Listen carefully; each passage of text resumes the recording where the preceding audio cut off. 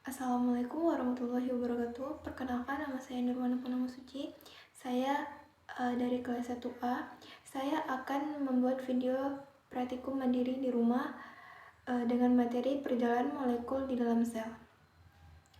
Di sini saya akan sedikit menjelaskan tentang perjalanan molekul di dalam sel.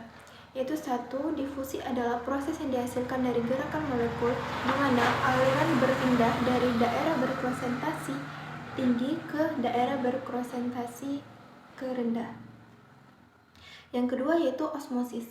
Osmosis adalah peristiwa pembebasan molekul air melintasi membran semi variabel dari larutan hipotonik ke larutan hipertonik. Yang ketiga yaitu imbibisi adalah peristiwa masuknya air ke suatu zat melalui pori-pori. Imbibisi adalah juga disebut sebagai osmosis penyerapan. Yang keempat adalah plasmolisis. Plasmolisis adalah dampak dari peristiwa osmosis jika sel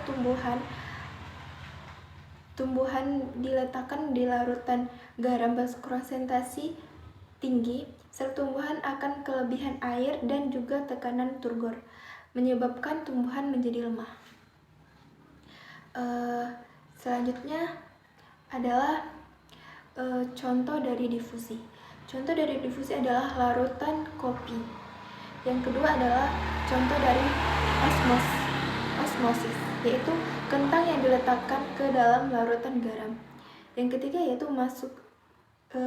yaitu imbibisi, yaitu masuknya air pada biji saat berkecambah dan biji kacang yang direndam dalam air beberapa jam.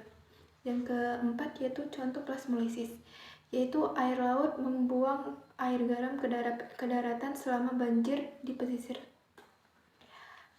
Baiklah, saya akan membuat praktikum dengan contoh yaitu materi osmosis.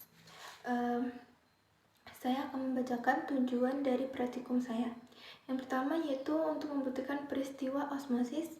Yang kedua yaitu melihat perubahan yang terjadi pada larutan kentang setelah dilakukan percobaan. Baiklah, di sini saya akan melakukan proses praktikum osmosis. Yang kita butuhkan adalah air 2 gelas. Yang kedua adalah kentang yang ukurannya sama. Ini ukurannya sama-sama 6 cm. Dan garam secukupnya. Kita akan masukkan ke dalam air yang tanpa garam dan ada garamnya. Pertama kita masukin dulu garamnya.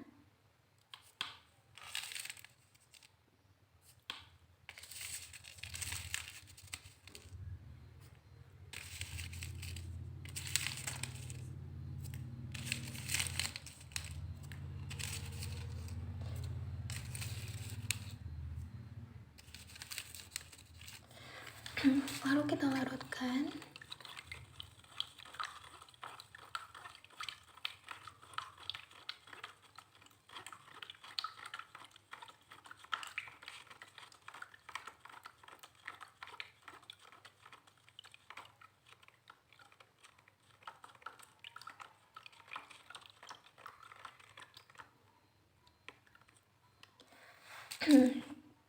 Sudah, lalu kita masukkan kentang yang ukurannya sudah sama 6 cm ke dalam larutan garam 1, dan kentang yang kita masukkan ke larutan air putih biasa.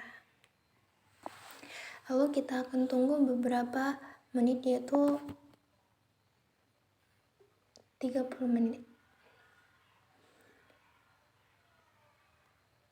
A few moments later.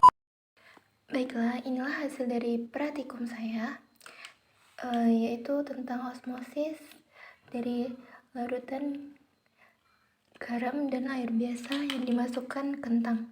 Saya sudah menunggunya dari 30 menit, dan ini saya akan mengeluarkan hasil dari larutan garam. Dan ini air putih biasa. Terlihat sekali bukan perbedaannya? Ini ukurannya tadi sama, tapi larutan dari air garam itu mengalami penyusutan atau pengerutan, dan air putih biasa itu seperti biasa dia tetap sama. Dari teksturnya, air dari larutan air garam itu sangat lentur ya, bisa dilihat. Dan dari air putih biasa itu masih keras, tidak ada perubahan. Dan ukurannya tadi 6 cm, sekarang perubahan yang terjadi menjadi 5,4 cm untuk yang larutan air garam. Sedangkan air putih biasa itu tetap 6 cm, tidak ada perubahan. Dan itulah hasil dari praktikum saya. Bahwa perbedaannya sangat jelas. Baiklah, hasil praktikum saya yang dapat saya simpulkan adalah yaitu kentang yang dimasukkan ke dalam larutan garam mengalami penyusutan dan terjadi perubahan tekstur pada kentang yang awalnya keras menjadi lunak. Hal ini dikarenakan H2O di sekitar sel kentang lebih sedikit dibandingkan di dalam kentang dan mengakibatkan sel kentang harusnya mengeluarkan H2O sehingga terjadi klemasi atau penyusutan atau pengerutan sel karena kentang kehilangan air dalam sel-selnya sehingga sel kentang mengalami penyusutan. Baiklah, itulah hasil dari video praktikum sederhana saya. Assalamualaikum warahmatullahi wabarakatuh.